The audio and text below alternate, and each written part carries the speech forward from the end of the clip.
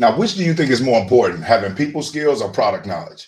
And I'm gonna point something out to you. Each and every dealership around the country has a person in their store, male or female, or a person that knows everything about the vehicle from the front end to the rear end. But guess what? They can't help anybody buy one to save their life. Because while they're talking about the turn ratio and the tow capacity, that customer is sitting there saying, man, I don't know what the hell you're talking about.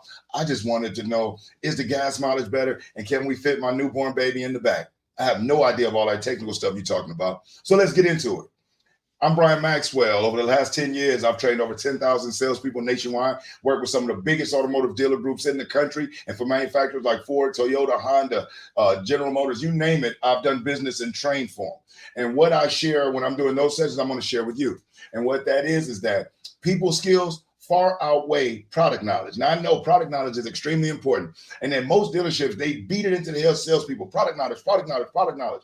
But you can have all the product knowledge in the world, but if you're unable to deliver it in an effective way and you're not able to share it with the customer when it's relevant, it'll all be for naught. It's like if a customer is coming in and they're saying that they're looking for something that's more cost effective, and yet the sales rep is talking about the how aerodynamic the vehicle is and how much horsepower it has in it. Guess what? There's a disconnect there. And when that customer doesn't buy, the sales rep will say, oh, they were just playing, kicking tires and wasting my time. Absolutely not true. What it is that what was important to them and what was discussed with them were two totally different things. And the issue with people that have an overload of product knowledge, they tend to have diarrhea of the mouth. They wanted to get it out so bad that many times they tend to overshare.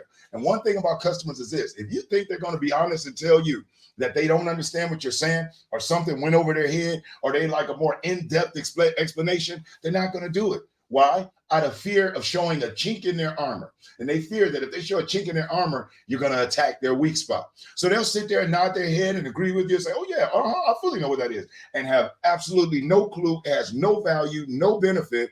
And now when the price is presented, of course they buck at it because there's no real value built. And remember something: when the value of the option you present exceeds the price, price becomes a little bit less relevant. Price will always be important, but when the value of the actual product or service and the experience with you exceed the asking price, it becomes a little bit easier for them to make that smart, safe buying decision and do business with you.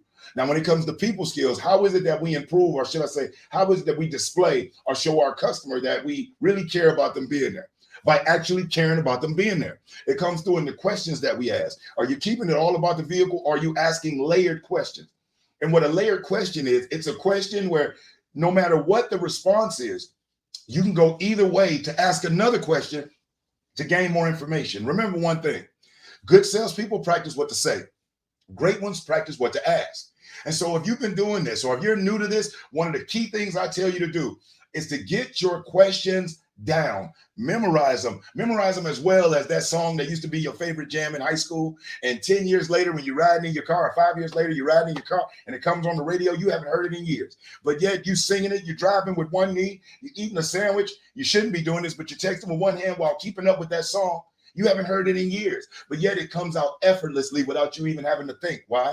Because you've heard it and recited it so many times that you know it better than the people who made it themselves. Hell, you even sing it better than the actual creator of it. Same thing with movies. Why is your favorite movie your favorite movie? It's because that actor, that performer took that script that they got, they memorized it, they internalized it to the point that when they projected it, they personalized it so much that we know that this is a fake movie, but yet it makes us happy, makes us sad, makes us laugh, makes us cry, it makes us scared, makes us filled with suspense.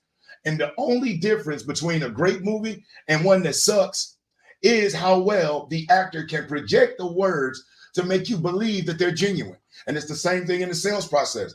The individual, the person or persons who can project their words with the most meaning, where the customer feels that you're being genuine, will have the most success, will help customers feel the most comfortable. So realize something: product knowledge is extremely important.